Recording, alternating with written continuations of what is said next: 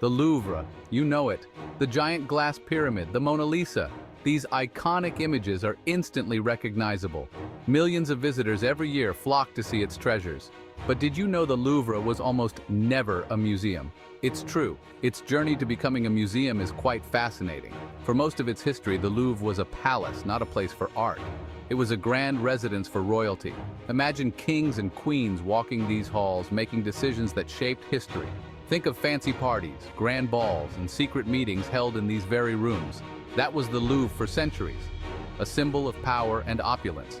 Hard to picture when you're surrounded by tourists, right? The transformation is truly remarkable.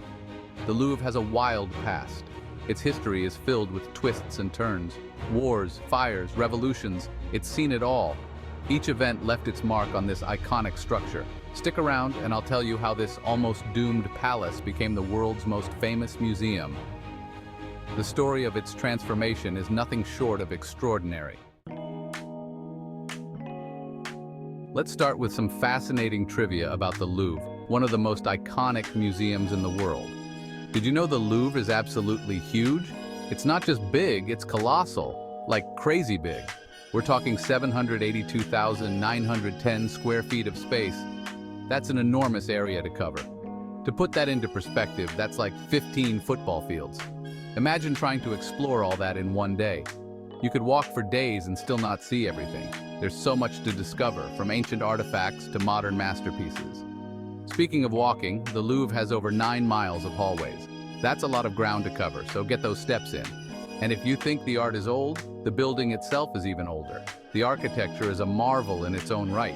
Construction began way back in the 12th century.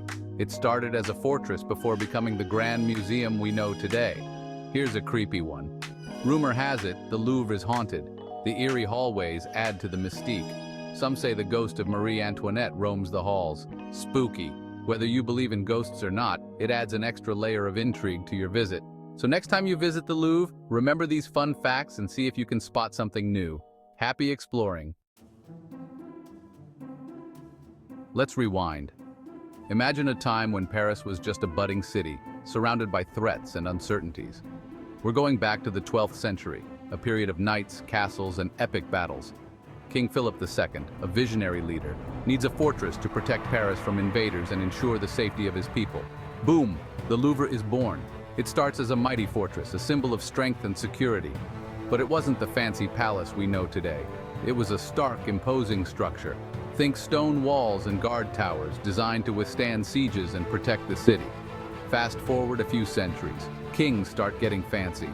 The Renaissance brings a wave of art, culture, and opulence. They want a palace, not a boring old fortress. The transformation begins, so they start adding on to the Louvre. New wings, fancy decorations, you name it, each king leaves his mark. By the 1500s, the Louvre is the place to be. It's no longer just a fortress, it's a symbol of royal power and prestige. Kings and queens hold court, throw lavish parties. The halls echo with music, laughter, and the clinking of goblets. Life's good, if you're royalty. The Louvre stands as a testament to the grandeur and ambition of the French monarchy. Here's where things get dicey for the Louvre. King Louis XIV, the Sun King himself, decides to ditch Paris. He's building a new pad, the Palace of Versailles. The Louvre? Who needs it? The Louvre falls into disrepair. Artists use it as studios, animals roam the courtyard. It's a mess. For a while, it looks like the Louvre's days are numbered. But wait, there's hope. People start realizing the Louvre is important. They start talking about turning it into a museum, a crazy idea at the time. The French Revolution happens, heads roll, and the Louvre? It's declared a national museum in 1793. The people finally have access to the palace and its treasures. It's a hit. The Louvre becomes a symbol of French pride. Over the years, it grows and grows. More art, more visitors, more everything. Remember that giant glass pyramid? That's a more recent addition, 1989 to be exact. Some people hated it. Now it's as iconic as the Mona Lisa herself. So there you have it. The Louvre, from fortress to royal palace to almost ruin to the world's greatest museum. Today, the Louvre faces new challenges. Millions of visitors' security concerns how to stay relevant in the age of Instagram. But one thing's for sure, the Louvre is a survivor. It's a testament to the power of art, history, and a little bit of luck. Who knows what the future holds? But you can bet the Louvre will still be standing, amazing visitors for centuries to come.